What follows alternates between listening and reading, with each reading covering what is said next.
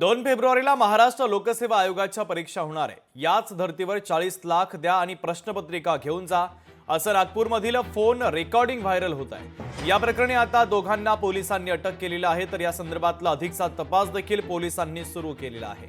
महत्त्वाची बातमी आपण पाहतोय, 2 फेब्रुवारीला महाराष्ट्र लोकसेवा आयोगाच्या परीक्षा आहेत। याच धर्तीवर 40 लाख रुपये द्या आणि प्रश्नपत्रिका घेऊन जा असं नागपूरमधील फोन रेकॉर्डिंग व्हायरल झालं होतं। या प्रकरणी पोलिसांनी तपासाची सूत्र फिरवली आणि आरोपींना बेड्या ठोकलेल्या आहेत।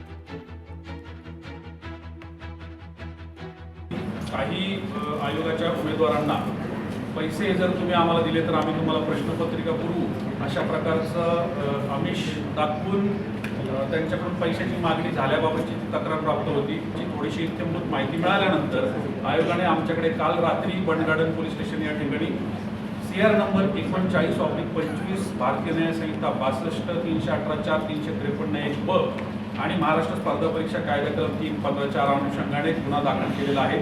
आणि यामध्ये आम्ही दीपक गायधने व सुमित जाधव हे 2 आरोपी चाकण परिसरातून ते काम करत असलेल्या त्यांच्या ठिकाणावरून त्यांना चौकशीसाठी ताब्यात घेऊन पुढे त्यांना काल अरेस्ट केलेलं आहे, त्यांना अटक केलेली आहे आणि माननीय न्यायालयाच्या समोर पोलीस कोठडीसाठी सादर केलेलं आहे।